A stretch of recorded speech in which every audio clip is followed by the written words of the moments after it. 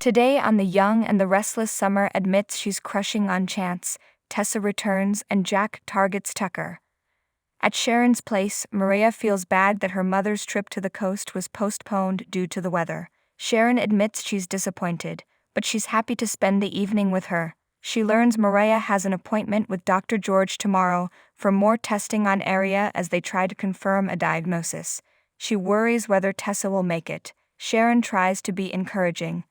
As Sharon and Maria chat, Sharon confides that she senses someone else may have a growing attraction to Chance, Summer. Maria asks how she knows that. Sharon says it's just a sense she got when they saw her earlier. Chance helped her during the Phyllis situation, so it's not surprising an attraction could grow. Maria asks her mother how she feels about Chance. Sharon grins. We enjoy each other's company a lot, but she's not sure what will happen long-term for them. Maria asks if she thinks he feels a connection with Summer. Sharon isn't concerned and isn't sure how serious things will get between her and Chance. Maria would hate to see Summer ruin this for her. That's kind of her MO. Sharon knows she doesn't like Summer. Maria admits it's nice not to have to pretend to like Summer anymore now that she and Kyle are over. A knock comes at the door. Sharon smiles as she lets Tessa in. Tessa runs to Maria and they embrace. Summer joins Daniel at Society, where he tells her that Lucy and Heather are leaving soon. He doesn't know when he'll next see his daughter. He asks about Summer and Kyle. She says that they're in the process of a divorce and Mom has backed off, which is good. Daniel says, the same with Heather and I. He's worried about Summer, who assures that she's surprisingly okay. I'm ready for my next adventure. Daniel asks what kind of adventure. Is it a romantic one? Summer isn't dying to jump from one relationship to another, and is just getting over the grief of splitting from Kyle. Daniel asks if she's sure they're really over. Summer confirms, we're done. There's no coming back from it. It will be a while before she's ready to dive into another love story. Even the hint of attraction she feels right now scares her. Daniel asks, is it someone I know?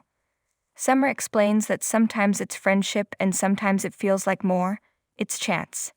Daniel guffaws. Chance, the cop that was after our mother. Summer argues that he was really nice about it and fair and compassionate with her when, let's face it, she was bending the law. Daniel muses, isn't he with Sharon? At the Abbott mansion, Jack and Billy discuss the Tucker and Ashley situation. Jack relays that she's going to stay overseas for now and work remotely. Billy wonders if it will really be so easy to forgive her. Jack attributes much of her recent behavior to Tucker's hold on her. They agree that Diane saving her life shook Ashley and helped her to come to her senses. Billy muses that Jack and Ashley have something special. He's always admired his ability to forgive and forget. For him, it's not so easy. They complain about Tucker and Billy suggests they go on the offense and hit him first. And hard.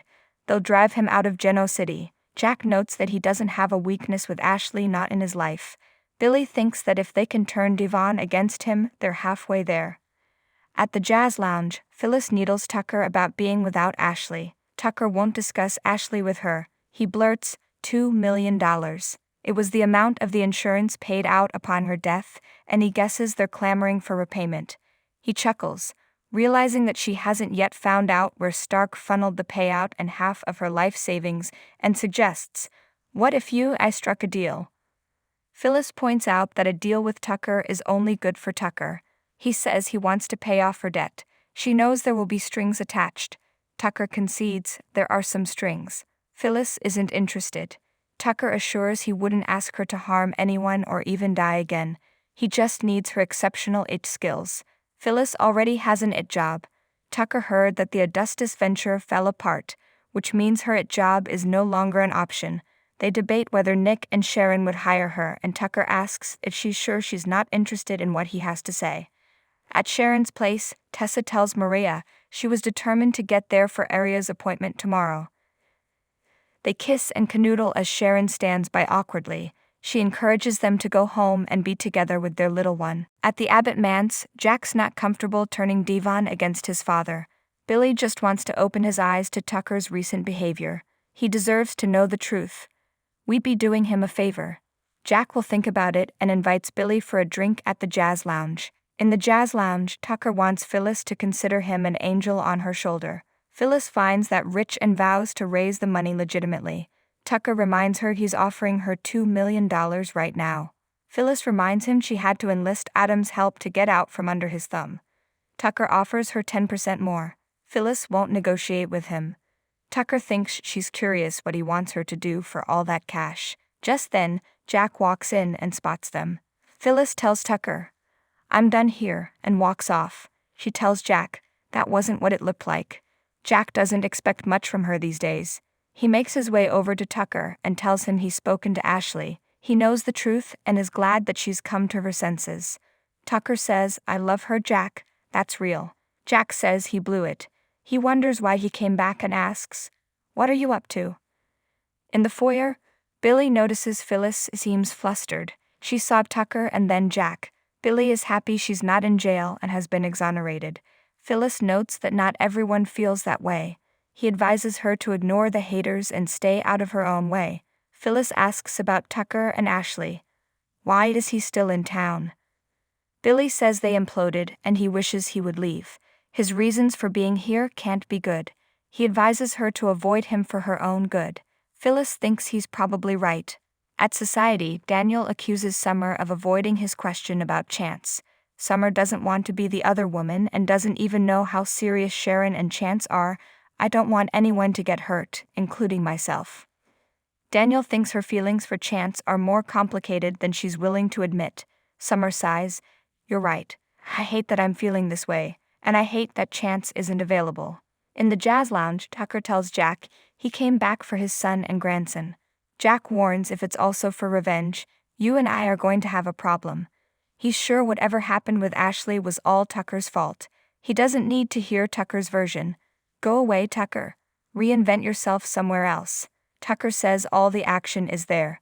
Jack puts Tucker on notice that he'll do whatever it takes to protect his family. Tucker walks away past Billy and tells him he may be right. He may be the only level-headed abbot left.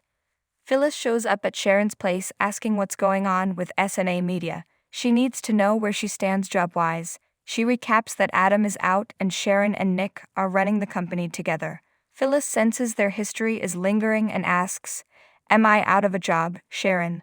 At the tack house, Maria and Tessa kiss and undress each other before lying on the bed to make love. After sex, Maria tells Tessa again how much she missed her and asks about the Marchetti photo shoot. Tessa says everyone was so nice, but she was a hot mess. Maria was too, just in another part of the country. Tessa admits all she could think about was getting home to Mariah and Aria. Maria makes Tessa laugh with her accounting of how she tried to make Aria laugh while she was away. Tessa asks if she's as nervous about the appointment tomorrow as she is. Maria goes between controlled terror and numb. She worries what if it's worse than they'd imagined. Tessa says they'll take it one step at a time together. Maria never wants to be apart again. Tessa says, "You're stuck with me forever." They kiss. Phyllis re-enters the athletic club and catches up with Tucker. She says, "I'm curious. What exactly do you expect for your investment?"